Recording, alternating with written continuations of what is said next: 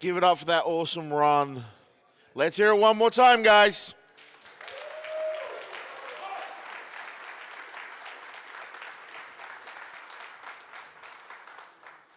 All right. I've got $25 from Kaj, who says, from my sister, dad, and girlfriend's mom, and anyone else that is fighting. I can hope we can kick Gans' ass as fast as the runners can run games. Love all the games being run, and thank everybody running and donating. We can all change the world somehow. And as you know, we did cut off the choice of Toad. Got my words mixed up there. During that last set, and Rash did come out on top. So we're going to be seeing the comeback kid himself, Rash, being run here in the arcade.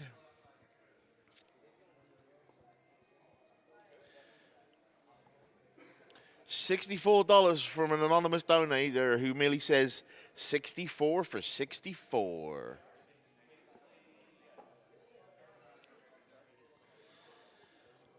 $50 anonymous donation that says, hi, AGDQ. Come on, at least say hi back. Now, let's do that better. Hi, AGDQ. There we go. I like that. Who was that? You get applause.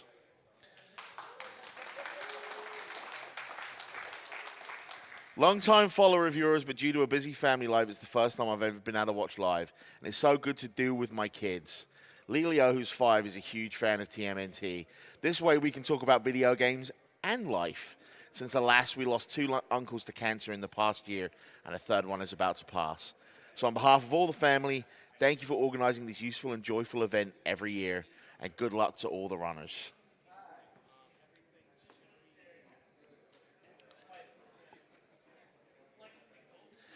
$20 from Daiche Azur, who says, turtles are rad, toads are good, but Superman will keep all the cakes from Les Luthor.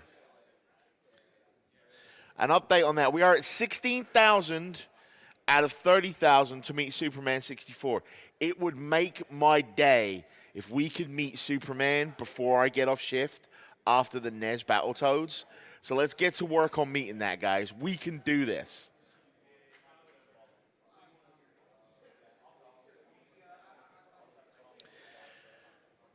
Furret Skin donates $50 as Act 1 is RNG, Act 2 is stupid glitches, Act 3 is story time, Act 4 doesn't exist, and now we're going to get to hear Meta sing.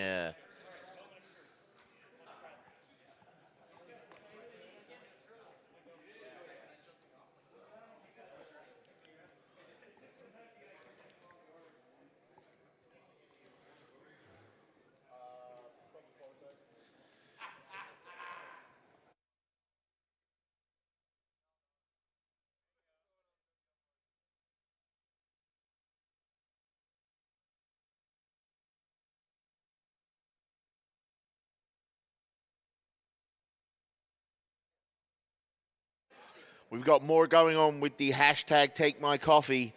Chi Chi donates $5 says, I don't drink coffee, so here's my tea.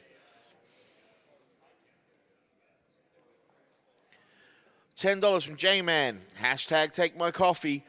Been watching a long time, and cancer took my mother-in-law, so let's sacrifice that morning coffee and kill cancer.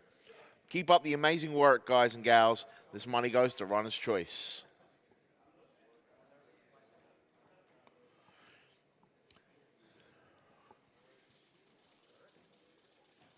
$50 from Sean M says, been watching and donating every GDQ, but this is my first time I have someone with cancer in my life. My dad was diagnosed with it a few weeks ago. The NES block is always my favorite block because I grew up playing the NES. It taught me one valuable lesson that everyone watching should keep in mind. Whether they or family member are battling cancer, just like these NES games, keep persevering and fighting through it, and eventually you'll defeat it. Stay strong, everyone, and thanks to everybody involved in this amazing event. Havoc160 sends $20 to the pot and says, the NES block is always my favorite block of GDQ. I've never beat TMNT as a kid. I can't wait to see it get destroyed. An anonymous $5 donor says, I don't have much to give, but I guess I can skip that coffee tomorrow morning. Do not feel bad if you don't have much to give. Don't feel bad if you have nothing to give. Just get out there and spread the word about the marathon. Let's get eyes on what we're doing here, and other people may be able to help out. Don't worry about that at all. Just get in the chat and enjoy yourself. $5 from Kenzie, merely saying, I'm donating so I can hear the announcer say nibbly pibblies. Okay. You heard nibbly pibblies. All right. I think I heard PJ yell from the other side of the building that he's okay. So we're ready to go? Yeah. Ladies and gentlemen, let's hear it for PJ. Ladies and gentlemen, Hydroelectronics, and I'm going to hand it over to PJ. All right, hey everybody. Stop in time. All right, who am I using? The comeback kid himself, Rash. Alrighty. All right, this will be a lot of fun. All right, thanks guys for all your donations towards this bid war. I'm really glad you picked Rash because he's easily the most volatile. So he's either just going to completely steamroll things or just get murdered. And it's going to be entertaining either way, so it should be good. I'm PJ, and I'm going to be joined here by Mecha Richter, nope, TMR. Yes! Nailed it. And Clage. And so, I think we're good to go. Yeah? All right, 3, 2, 1, stopping time.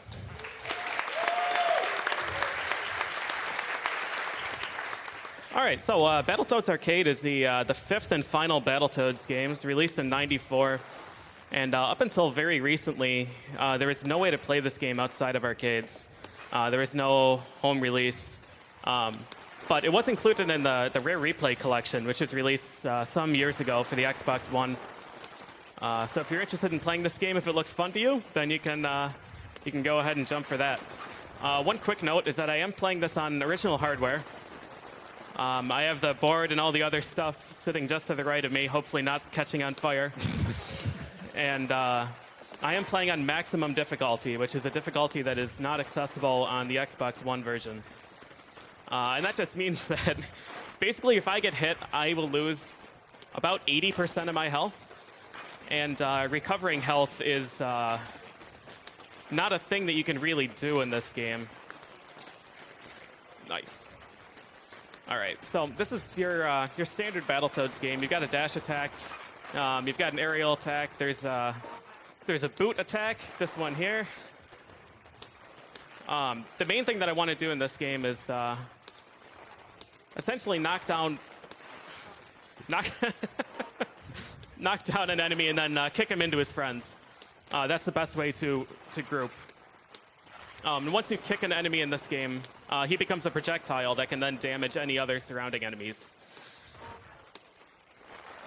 Yeah, as you can imagine, it's a Battletoads game, so the difficulty is through the roof. But unlike a lot of the other Battletoads games, this is almost entirely melee combat based. There are some stages that utilize some other mechanics, but the most important part, like BJ said, is grouping and managing where the enemies are on screen and managing their hit stun, basically, by kicking them into one another and putting them in the down status. It's also worth to mention that these Battletoads, you can play the 3 players together, which is the 3 toads, unlike any of the previous versions. Yep. So it really escalates the fun when you play with a lot of people. Yeah. Yeah. It's very fun. The difficulty goes through the roof with more players on screen. Yeah. You get hit, you die. This is easily the most punishing arcade game that I've ever played. Yeah. It's very much a game where when you're in control, things are going well. And when you lose control, it's all over. So the previous 2 waves in this stage went really well, and those are a primary source of anguish. Because if the mace grunty, the big pig with the mace, if he decides to not do something nice to you, you can be in a world of hurt. But everything worked out well, and we finished with full health. Yeah. So we're good. One really important thing to note here is that you don't recover health between stages here. It's based on difficulty level, and I think on normal, if you're anywhere below half health, it'll bring you up to half, or maybe it's 7 health.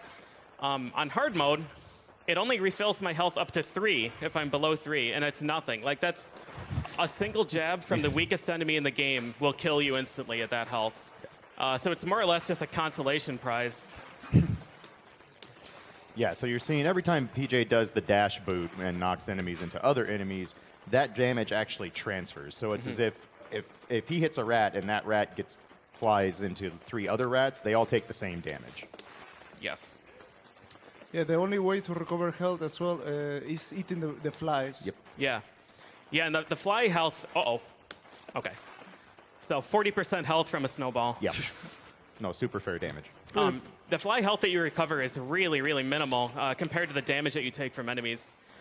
So it's pretty common. Like, if you get hit in stage 1 and you lose like half your health, by the end of stage 2, if you don't get hit by anything and you eat every single fly, you might be at full health again.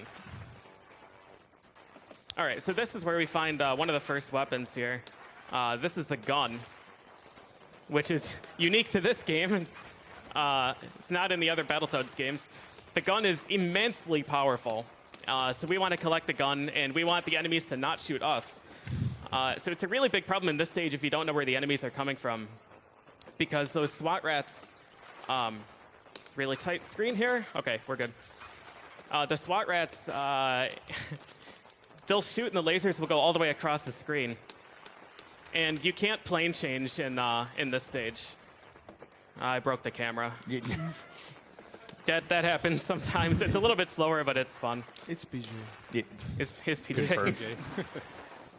All right, so I want to carry the gun to this wave here. So all of the spawns in this game, it's really unique for a beat 'em up. All of the spawns are completely fixed. Where all the enemies spawn, exactly how many enemies spawn, and their initial actions are all fixed. Rah, rah, rah, rah. These mice look really innocent, but when you see them jump up and you hear the little squeaky sound, they are trying to squish PJ, and it will do a lot of damage. Yeah, it does about 6 health. Yeah. Everything in this game just does a ridiculous amount of damage on this difficulty. I'm going to try a dangerous and stupid jump. Okay. Nicely done.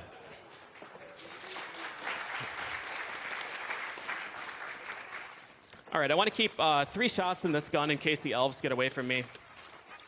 3. This will bring me to full health here. Not much further. So what is the plot in this game? I don't know. Okay. They're toads and they battle. Yeah, okay. Rah, rah. You also notice when PJ gets a weapon drop, once he picks it up, if there are multiple weapons on the ground, you'll see him move away from the other weapons because the game prioritizes picking up a weapon over attacking. There's a stand jab into 50%. Fair damage. Okay. So this attack that I'm using here is an execute. It's an instant kill, but you're uh-oh. Yep. Yep. Welcome to Battletoads Arcade. Wow, they shoot you what for? Yeah, they did. It's really unfortunate because they're only able to be booted when the dizzy animation is above their head, and I had no window to kick him. All right, so this is Karnath. He has 30 seconds of invincibility at the start of the fight. 5, I think. I counted 6, 5. 7. Yeah, so he's hitting them right now just to bring him to top speed. Yeah. So basically, none of these hits are actually doing damage, but PJ's making Karnath basically more angry, so he attacks faster, and that's going to speed up the fight for when he is vulnerable. Yeah, so now he's at max speed. So now I can start smashing on him. Karnath does 80% damage if he hits me. It's important to note, only the full spike boot dash attack actually does damage. If PJ gets a normal dash attack, that doesn't count for a hit. Karnath needs 26 hits after he's out of iframes to die.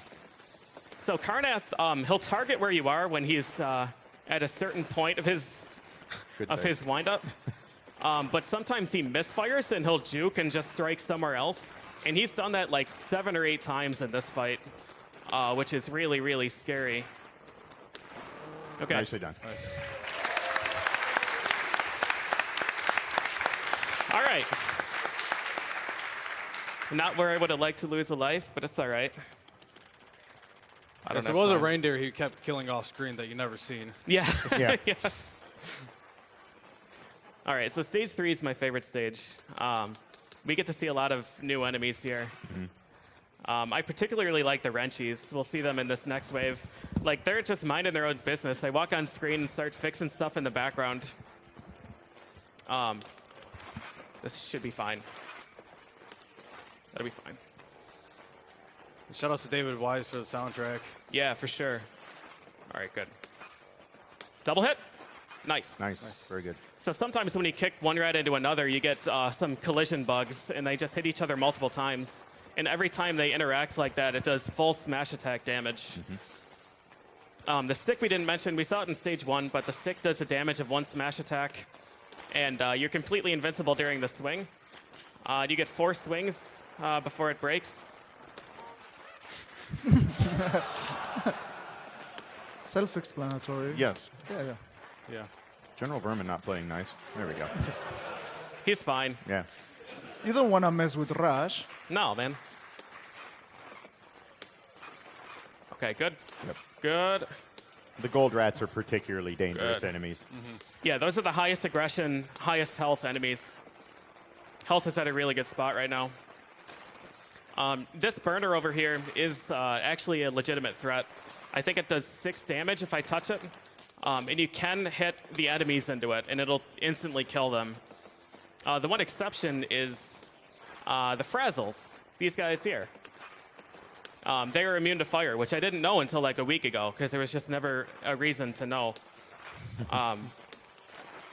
You also noticed the Frazzle had a dizzy animation there. PJ's on max difficulty, so he was up and back fighting before the dizzy animation sprite left the screen. Yeah, you have a super small window to hit these guys with an OTG, an on-the-ground attack, which makes this kick in particular really tough, because if you whiff it, you whiff into the burner, and you take a ton of damage, and the enemies live. This wave also is a really scary one. I need this throw. I need this throw to hit this gold rat, and it didn't.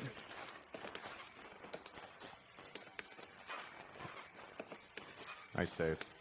This health is still okay. Yeah, you're kind of seeing how Battletoads Arcade works, especially on this difficulty. When PJ groups things correctly, again, because he knows where all the spawns are, they're fixed. It can look really smooth, but one very minor misstep and you are losing most of your health. So that guy, the guns do a ton of damage, but there's a really interesting programming consideration that they made.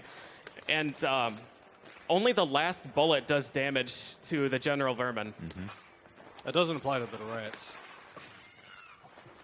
Mice noises. Yeah. Most cases.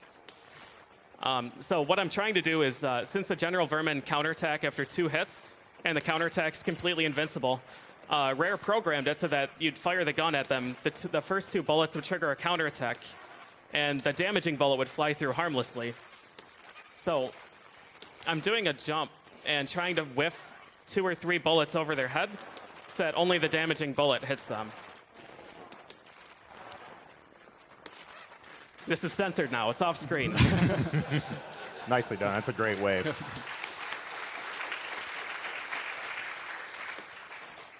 Don't worry about him. Yeah. Yeah, PJ mentioned counterattacks. There's a reason you don't see him just running up and doing the Toad's standard attack string much, because almost every enemy in this game can punish him for it by just counterattacking and putting him in a very bad position. Can I get a quick donation in? Yes. It's from a friend of yours, PJ. Fatboard. Good guy. $50 says, had to take a break from eating cake to do this. $25 to getting made to sing my friend to my friend Little Lobotomy Chicken song, and the other $25 to get Rosa named Clage for reasons. Thanks, Have PJ. fun, everyone. Fighting a good fight. Yeah. And wait, why is it getting dark? Mighty Foot, no! All right, so General Vermin, they're a unique enemy. All smash attacks, all attacks at all, really, do 1 damage. And the Nutcracker attack there does 4. Bullets also do 4. I think that's should be okay. Okay. Yep, nice.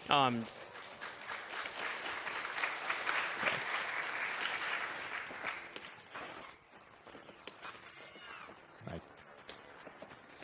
Touchdown. All right, so I'm gonna do an extremely risky strat because I'm dumb.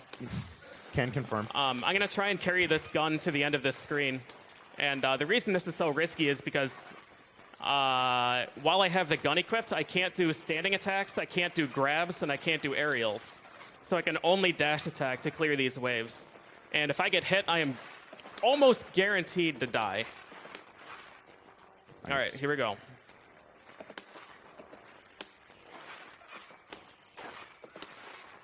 Nice. Nicely done.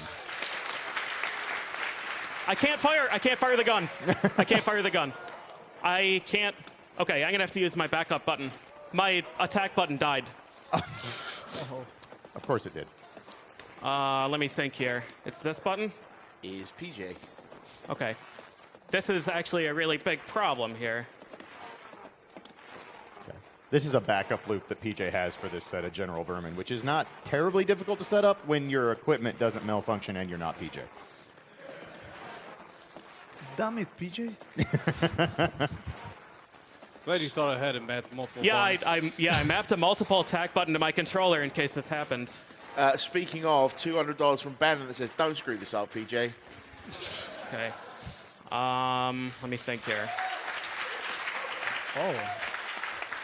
Nice cloud there. It's a constellation hologram.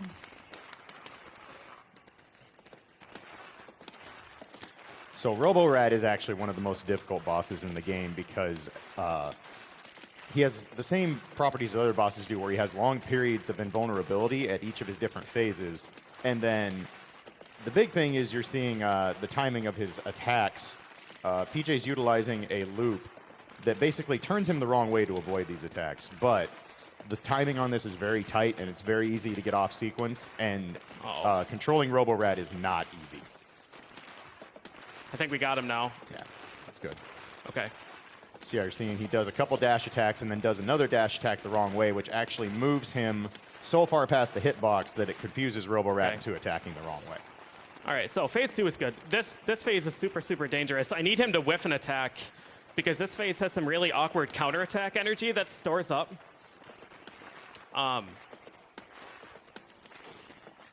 Cool.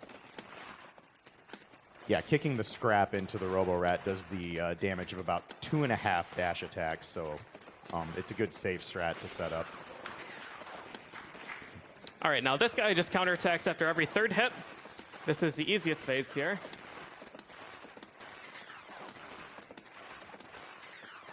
It doesn't matter how late the third hit is. He'll only counterattack after the third. Yeah, so PJ could do 2 hits, walk away, and drink a soda for 20 minutes, come back, and the third hit, he would still counterattack. Nicely done. Yeah. All right. So this button being broken is going to be a pretty big problem here. All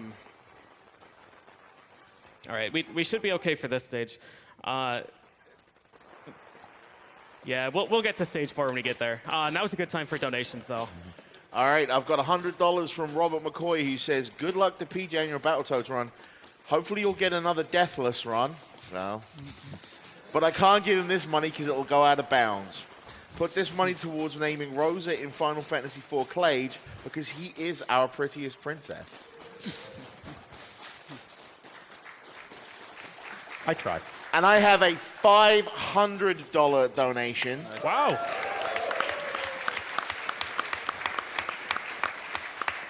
That says, I've been looking forward to this PJ run all week. I became a fan after witnessing a replay of the spectacle that was all weapons, ghouls, and ghosts. I hope that legendary run will make a return someday. Donation goes to PJ's Choice, which at this point is a new attack button, I think. Yeah. Because he is awesome. Long live the Scythe crossbow combo. All right, so this stage is by far Rash's worst stage. Rash, when he attacks, his hurt box extends beyond his hitbox. So actually attacking with Rash puts you in more danger, like that. So what happened is, that's now coin? Could you just try not being you for one run ever? So this is... All right, my attack button was adding coins, so my stick is doing something. All right, whatever. But what happened there is that I tried to attack, and when I attacked, it extended my hurt box so that the Grog that was behind him was able to attack me. And once he attacked me, then it was all over. So Rash really struggles in this stage. Yeah, Rash's big problem is you see his main attack is the rapid kicks. They have an okay reach, but Rash's hurt box actually extends past out where his legs reach, so he can just be smacked while using that attack really easily by enemies. And like all the enemies in this game, if you get hit once, you're probably getting hit multiple times for most of your health bar, if not all of it. Yeah.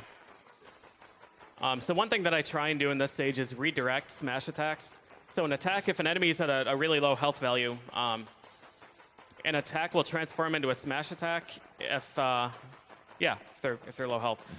So I try and weaken one enemy and then redirect that smash attack onto others. So I'm going to try and do it again here. Kill these two and then redirect the smash onto this black grog, which didn't quite work out. Yeah, PJ has no way to trigger the smash attack manually. He can't do an input or a dash input or anything like that and get what he wants. It just has to be the enemy has to have low enough health for it to trigger. Yeah, this stick is having problems. Yeah, I noticed. So we are pretty much guaranteed to not make it through the rest of the stage without dying, because the supers, the full screen supers that you saw, are required to clear certain waves with them. And I just used 2 there, which means there's going to be 1 wave later I'm going to have to try and do manually, and that's a problem with them. What, super difficult wave with a stick that isn't working right? I'm sure it'll be fine. Yeah, with the character that has the worst hitboxes. Yeah, no, everything's good. Or what PJ calls Tuesday. All right. So we have one more ugly mug here. And we're going to redirect a smash attack from his eyeballs onto one of the grogs that's coming up. Get rid of him. Nice.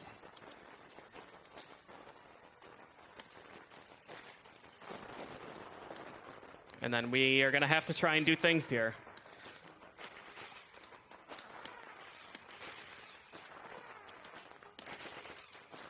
Yeah, you're seeing even with really good spacing, PJ's just getting knocked out of his attack, and that's entirely a Rash thing. Did those die after? Oh no, they just went away. They were regrouping. Yeah, the other Toads could actually do that strat fairly reliably because they have good hitboxes in this level. Yeah. But again, Rash struggles with his lackluster reach. Yeah.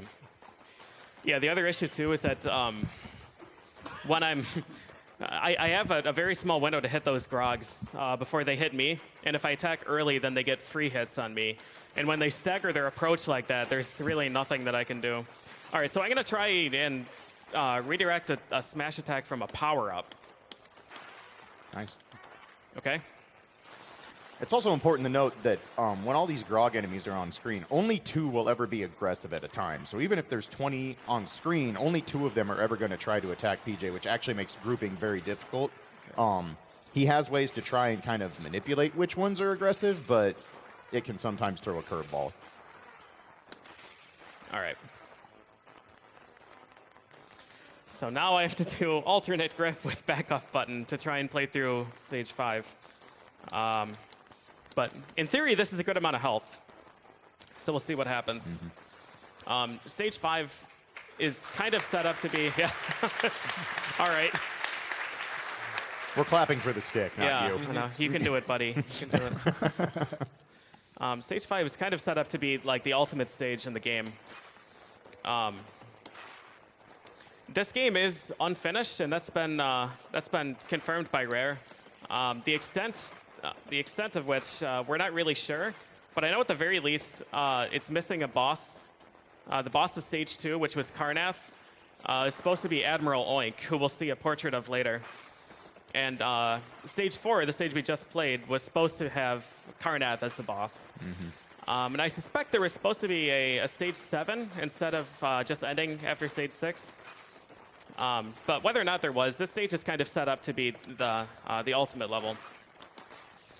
So they just throw a bunch of like really diabolical waves at you, like some enemies with just very different aggression and different health levels. Okay. Yeah, the boxes do a ton of damage, and I say the word ton because trying to figure out the actual amount of damage they do has proved inconsistent. So Yeah, it also varies on difficulty. For some reason, the boxes on hardest settings, which I'm playing on now, do more damage than on default, which is really strange. But it works in my favor, so Yes. I'm not gonna question it. It's one of the few things that works in my favor. All right, so this is a staggered wave here. So the time it takes me to clear this wave is dependent entirely on how long it takes me to kill the final enemy. So I just want to make sure that I'm in place for him immediately when he spawns and just get rid of him. But this is where the overlapping weapon hitboxes is a problem. So like these guys, when I kill them, drop the gun. But if they drop it too close to me, then I can't swing the stick anymore. this is the same strat from earlier where he's jumping to make sure only the last bullet of the gun hits the general vermin, so it actually does real damage.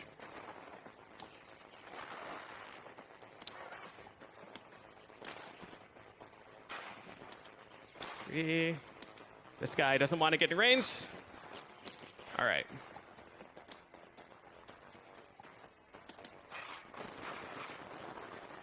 So it's super important in this stage in particular to manage the weapons properly. Because if like the game's really mean about it. It puts all these really enticing weapons in front of you and then gives you a wave of like 4 low-level enemies. And then immediately afterwards, we'll give you like a 4 gold rat wave that just clobbers you if you don't save them. So I need to save, like, in this particular instance, I need to save that stick or that box for the wave 2 from now. Otherwise, I don't actually know if it's possible to clear without dying. It's just some really, really tough enemies. So to make sure I don't lose the stick, I want to stay on the left side so the screen doesn't scroll it off.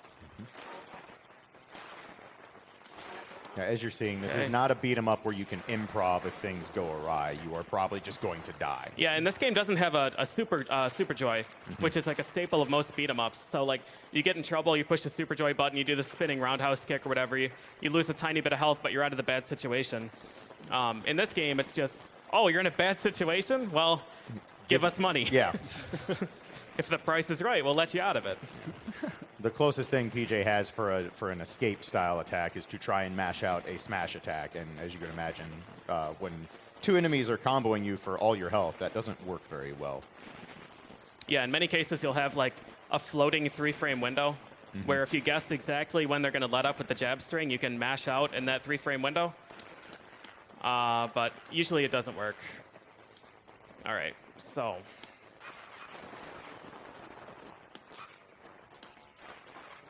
This is a super dangerous wave.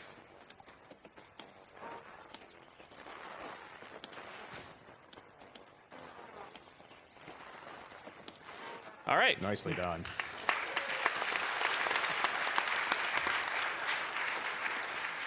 If PJ misses any of that, he is almost guaranteed to die. Yeah, those mace grunties are programmed to attack on the frame that you are vulnerable. And your vulnerability changes based on when you dash cancel out of your dash attack animation. So they literally read when you're vulnerable and attack on that frame. And they just have like a 2 or 3 frame startup. So you've got to hit that window or else you're dead. And there was Animal Oink right there, that portrait. Yep. Oh, yeah, I walked past him. Ah, what a shame. All right, so I'm holding the stick here just for the iframes. It only uses ammo if it hits something, and you're completely invincible during the entire swing, which is really good. So I'm just using that to dodge these boulders. And what I want to do is save the stick and, again, whiff some attacks during the next wave, because it's a 2+3 teal plus gold rat wave that's super, super staggered. And I want to make sure I have stick for the last gold rat. So I'm just going to get into position here and start swinging to waste some time. Now we hit.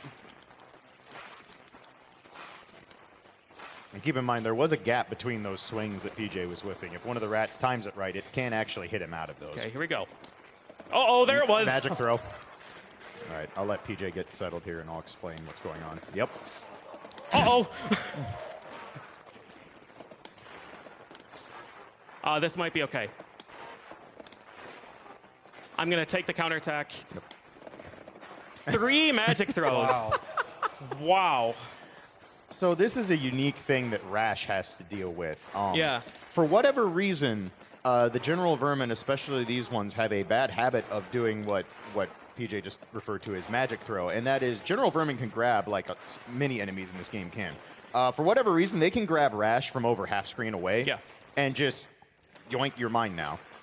So it's not that PJ really did anything wrong or failed to set anything up. General Vermin basically just said no. All right, so Big Blag is, I might be safe. I'm not safe. Yeah. That's fine. I can mash out. All right, so Big Blag, he's alternating small phase and big phase, and after every 5 hits, he'll transform.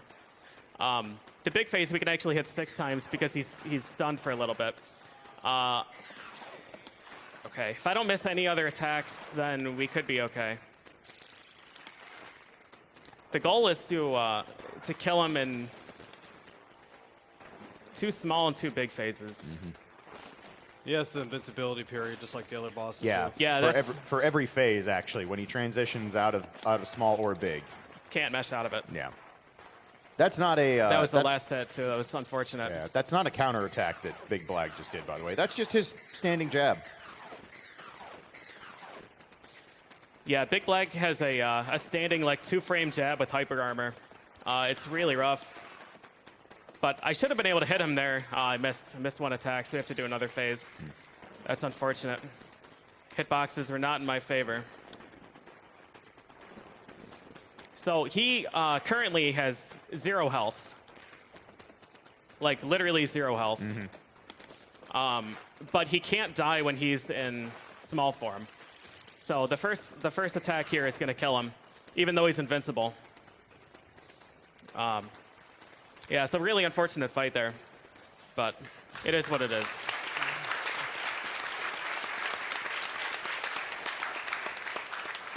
All right, now the good news is the last stage only needs the attack button, so I shouldn't have to do the awkward grip. So I had to play that whole that stage with my thumb on attack and index finger on jump because my normal attack button broke. Yeah, that was shockingly good. Other than Magic Throw, you were on your way to a deathless stage. Yeah, Magic Throw is a problem. All right, so this is the final level. It's a 10-minute long auto-scroller. It's a really neat level, actually. I didn't like it much when I first started playing, but it's really cool. So he threaded the needle. He got the 1-frame thread again. Nice. Yeah, you'll notice when PJ is firing the pea shooter here, it doesn't fire in a straight line. It actually staggers back and forth. Yeah. And PJ can only aim in 8 directions. Come however, on, you. however, he can direct bullets to kind of get past the 8-way aiming by firing as the turn animations are happening. But again, because the gun kind of wiggles back and forth between each shot, it's not a exact science to get bullets to go where he wants them to. Yeah, the bigger issue there is that since the bullets don't always fire true, you know, they oscillate between high and low. If you're on a particularly bad cycle with the high and low bullets, some targets are impossible to shoot. They just thread the needle. And that's why I got hit by the fireball. It actually happened in my run, my PB, which is why I looked into it. And it was a one-frame dodge. So, all right, well, we're well on our way. In this stage, there are 3 power-ups. There's the spread gun, or 3-way, the flamethrower, and I call it laser just because I'm dumb, but it's the lightning gun. The flamethrower and the lightning gun are super, super good. They're really high-value power-ups, so I want to make sure that I get them at the right time. And all these power-ups spawn on a fixed cycle, so they're all on a timer. So I'm kind of manipulating when I kill these waves and when I use the weapons to make sure that I get a weapon that I need at the right time. So I'm going to get a flamethrower here, and that's going to be good for these things, these drones. It's also important to note that PJ cannot move around the ship and fire at the same time, so he actually has to stagger his button presses to move and shoot, so to speak. That's actually not really a great tactic to use with the flamethrower or the lightning gun because they take a while to reach full distance with shooting. Yeah. So just staggering and mashing to move and fire at the same time actually means he's shorting himself on the range he can reach. Another interesting little thing, you might notice that PJ was kind of shooting the background, quote unquote. All those bullet holes you're seeing in the up and down background area actually block shots. So Yeah. if he was firing at an enemy and then those, hit the background, they don't actually stay live. Like they're just wasted bullets at that point. So PJ's kind of firing to get those out of the way so he can actually shoot what he wants to shoot instead of the background.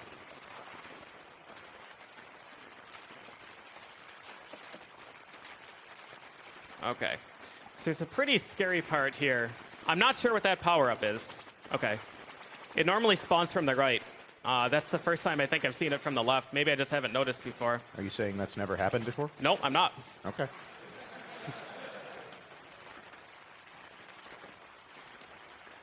Okay. It's not absolutely ideal. We want to clear that previous wave as quickly as possible so that we have the 3-wave for these things. But it worked out just fine. Yeah. The power-ups aren't based on like an ammo consumption thing. They literally just have a timer. So from the moment PJ picks it up, it's active until that timer runs out. Yeah. So here's a really cute part. At some point throughout the stage, it resets the power-up timer, and it guarantees that you get certain drops. So it guarantees a flamethrower drop here. Okay, but depending on the luck that you get with the debris that's falling and the luck with your bullet trajectory, sometimes it's not actually possible to hit. And then you're in deep trouble because the fire rate of your bullet, your pea shooter, can't actually clear away the debris in time. Okay, this is the only true random part of, well, that's not true. The debris is true random, but this is the scariest wave here. Did not need to. Yeah, the giant spinning attack there is actually, even though we just talked about this game not having a Super Joy, that's the closest thing you would have.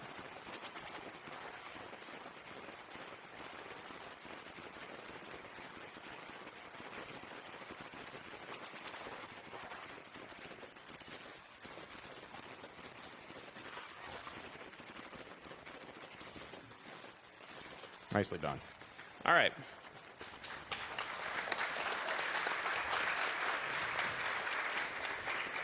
So for that wave, I'm kind of just holding on to all of the super attacks. I want to save all of them for the red drone wave to make sure that I can live through it. I want to save 2 for the Robo Manus fight at the end because that fight is on a very strict timer. But we're okay. We have 3. So this guy, we don't want to kill as quickly as we can. We want to wait for the flamethrower to spawn. So I'm kind of sandbagging to collect 1 more power up before the final boss, and I want to carry that power up into the final boss fight itself. And it lets me get a lot of damage on the 0th cycle. Okay. So we're going to stall a bit until he comes back. And that should have been long enough to force a 3-way spawn here. All right. Nice. So this is Robo Manus. He's the final boss of the game. Again, unfortunately unfinished. There is no Dark Queen fight in this game. Okay, I think we should be good. If you're fast enough, he won't do a fireball ring attack. This is actually ideal, though, for what I want. Okay. That's a really unfortunate place for me to have hit that. So that's the first budgeted use of the super. It takes a long time to clear those burners away.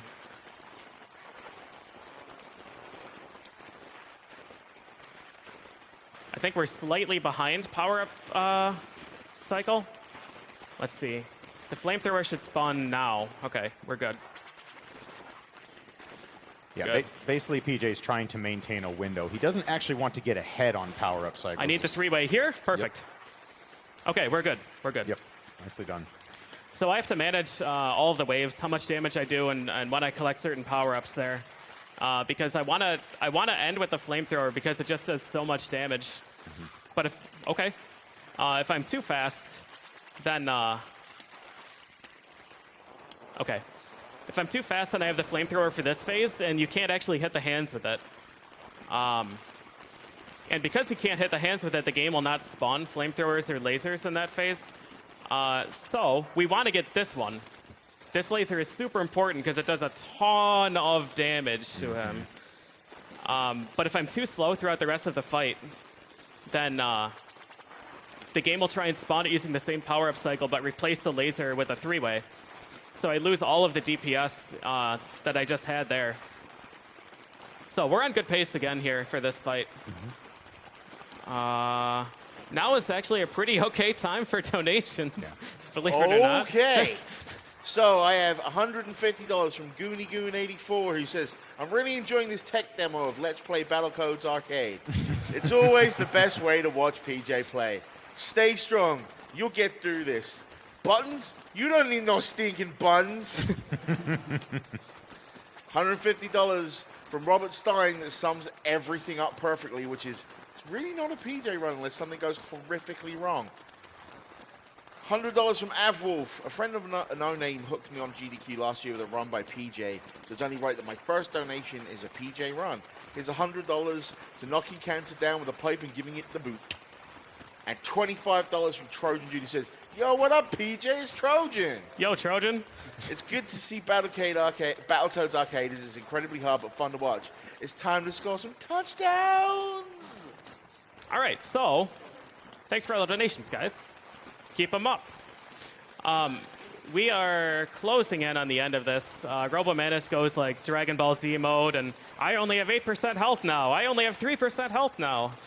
And then 1%. And for a perfect fight, we will kill him with this gun here before the next power-up spawns. Let's see how we do. All right, he's dead.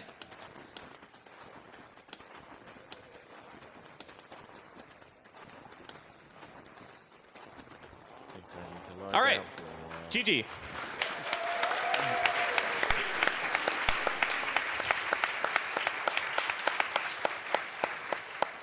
All right, and we did kill him before the laser spawned, so that was a really good stage. Excellent. All right, I don't actually know or care what my PB is in real time because this game has an in-game timer. So we're just gonna sit through the ending and see what the in-game time is here. So my PB with Rash is a, let me think. I think it's a 38.25.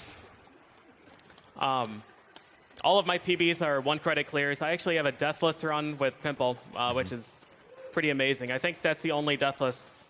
I think I'm the only person that's ever gotten a deathless playthrough of this game. That was at home when technology worked. So I apologize for the mishaps here. But we do get some sweet art to end the run on. As the Toads are the heroes in this game, they escaped a mangled wreck completely unscathed. Using the teleporters that they just happen to have with them, they travel back to base.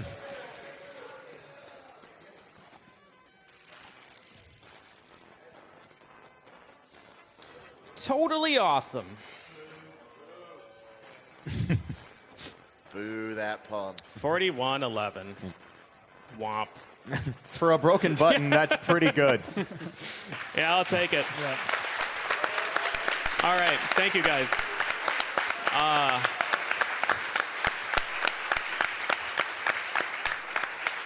Stay tuned for more of the anthropomorphic block coming up next. More Battletoads NES. Thanks, guys.